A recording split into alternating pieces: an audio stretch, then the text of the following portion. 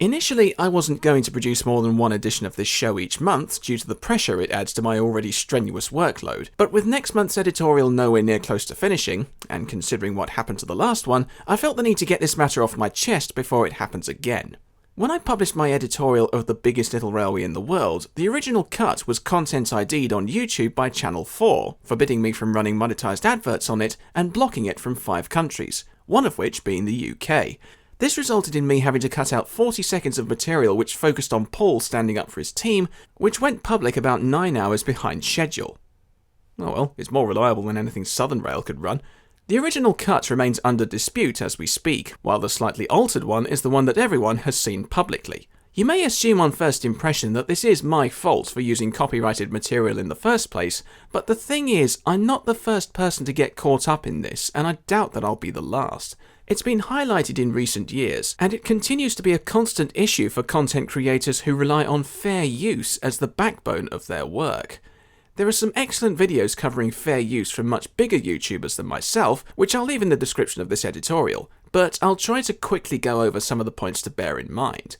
Fair use is the doctrine of the US copyright law of 1976, which states that excerpts of copyrighted material may be used under certain circumstances in reviews, satires, parodies, and education videos, without the need to obtain permission from the copyright holder.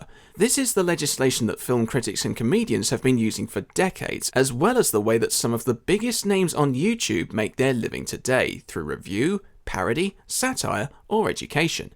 Yet YouTube's copyright system remains set up to be abused by copyright holders who either don't like negative critiques of their work or simply think that fair use and copyright infringement are one and the same thing, when in fact they're two very different things. In turn, this allows the confused and the sensitive to silence anybody who has anything to say about their work, no matter if it's praise or criticism that's being said.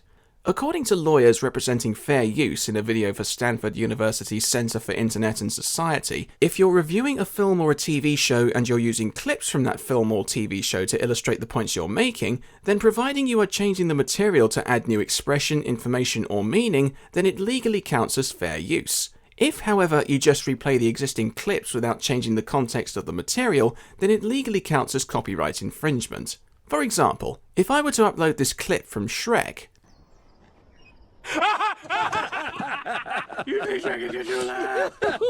then it would be copyright infringement, as it's just a clip from a film and the context remains unchanged. If I were to upload the same clip but crop it into a corner of the frame, or change the pitch of the soundtrack, or double it in length, or add a gradient to the picture, then the changes will not necessarily be significant enough to constitute a change in meaning. However, if I were to use it as the punchline for a joke in one of these editorial videos, then it would change the context of the clip altogether. For instance, a little birdie once told me that free content doesn't get pirated if it's published online.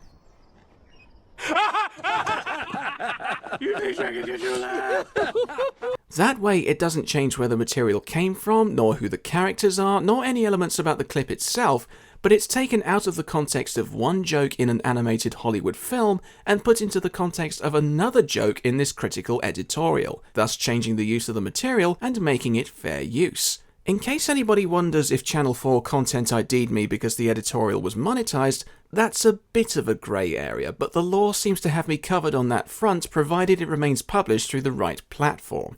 According to the Associate Director of the Fair Use Project, Julie Ahrens, monetization of fair use is not considered a determining factor towards deciding whether or not the use of that material is legal. While the law states the purpose and character of the use, including whether such use is of a commercial nature or is for non-profit educational purposes, it doesn't determine that monetization of fair use is a crime. The only way you could argue that commercial gain might be considered illegal is if the editorial was published and advertised through a UK website instead of a US one where the copyright laws appear to be slightly different.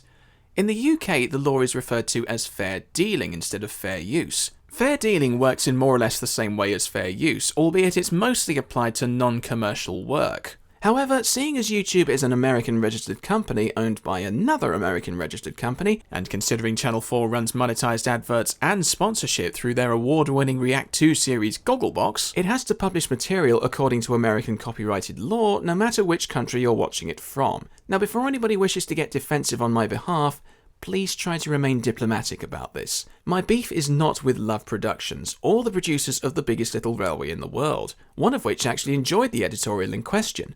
It's with Channel 4 and with YouTube's copyright strike system, and even then, it's not very hostile on this occasion.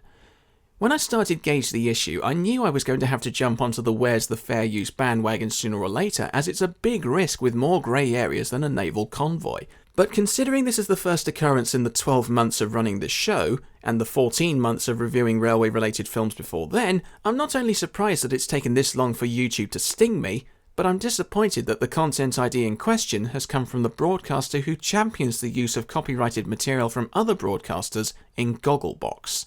This is the channel who have won BAFTAs for commenting on copyrighted material in the UK, and yet they're the ones who don't seem to understand that YouTube.com has to fall under non-UK copyright laws.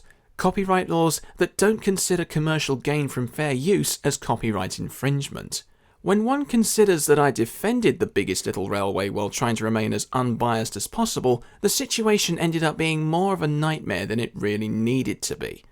I'll continue to fight piracy until the day I die, but I'll also continue to champion fair use for as long as it remains legal. If anybody from Channel 4 watches this editorial at some point, or if anybody feels triggered about the use of their material in reviews, parodies, satires, or education videos, then I would kindly ask all copyright holders to inquire if their material has been changed enough to constitute a change in meaning before going after the content creators with copyright strikes and content identification. And on behalf of YouTubers everywhere who rely on fair use as part of their craft, YouTube's content ID'd Autobots need to stop interfering.